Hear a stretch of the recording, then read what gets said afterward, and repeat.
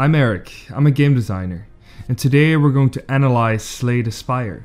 Discuss how Slay the Spire focuses on player progression and agency, and keeps you coming back for more because of its varieties and possibilities.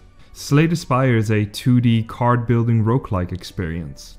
The focus of the game is to build a unique deck of cards in combination with relics and other items in every run. What sets Slay the Spire apart is the player agency, making your own choices and setting your own pace. Because the information in the game is presented to you so clearly, for example by showing the enemy intent through UI, the focus shifts from figuring out the enemy and anticipating their next move, to optimizing your deck, enhancing the power of your character. Since the focus is on developing yourself and less so on the type of enemies that you're facing, the game emphasizes the importance of player decisions. And these meaningful decisions are presented to you everywhere. We can split the decisions which you encounter into 3 different sections. And what you'll notice is that all sections cover a different part of the gameplay experience. The first section is focused on combat, the decisions you make whilst facing an enemy. Which cards are you going to play? Are you going to exhaust a card, discard a card, redraw, etc. The second section revolves around rewards. The feedback for overcoming a combat encounter, or discovering a treasure. When beating an enemy, you usually get gold, a potion, and the option to select cards to add to your deck. Taking the gold is generally an easy decision, and so is taking the potion, especially when you have slots available. But choosing the card you want to add to your deck is more problematic. Maybe you want to focus on adding specific cards to create a build, or need something to quickly help you through the upcoming challenges. These decisions are meaningful because they have an echoing effect through the rest of your run. Of course, you can always get rid of a specific card later, but there's always a cost attached to it. Money that you may lose, or something else you need to miss out on, something you need to sacrifice. The decisions may not be permanent, but they are persistent. They have implications for the rest of your game. The choice of cards is always difficult, because different circumstances demand a different approach. One card may have been sublime if your deck was configured differently. Other cards may need some supporting cards to utilize their strength.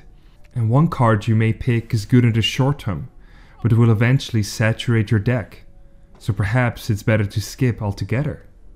The last section of choices derives from the Overworld, the map which will let you decide how you will approach the challenges ahead. This map allows you to strategize, plot out your best course of action, but these decisions are never set in stone, because you need to adapt yourself to the situation. Perhaps you were planning on fighting 2 elite enemies, but you're currently on 10 HP, so instead you will play it safe and go to a question mark. There's a connection between these different sections of choices.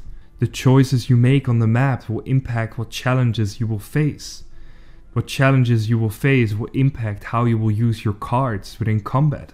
And the type of challenge you just completed, which was influenced by where you went on the map, will determine what rewards you will receive.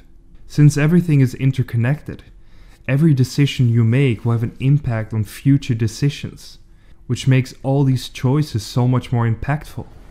Admittedly, these choices wouldn't have been this interesting if it wasn't for the variety which compels the player to come back and explore more. Slay the Spire understands that it's not just about providing a lot of options, it is about teasing possibilities to the player, allowing them to experiment and discover synergies. These synergies is what drives the player forward, the way specific cards interact with each other and create a strong and exciting build. The player knows what is possible because of their previous runs, because of their past success, because of something they remember, an interaction between cards that they considered worth exploring further. The more players play, the more they will learn about potential interactions and the type of challenges which they will face. What is so outstanding about Slay the Spire is how the game designed around you getting better, not only through the knowledge you accumulate, or the insight you have on specific builds, but also through the speed at which you play. You can set your own pace. There is no harm in taking long turns, carefully considering your options as a beginning player. The more experience you gain playing, the faster you can execute, and the more efficient you become at quickly getting synergies going. The selection of cards in combat is fluent and smooth.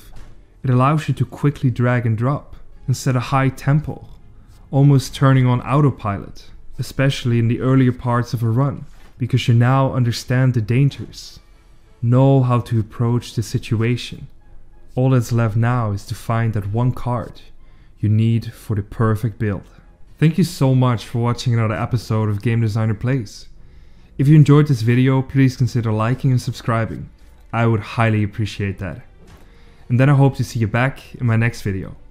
See you there. Bye bye.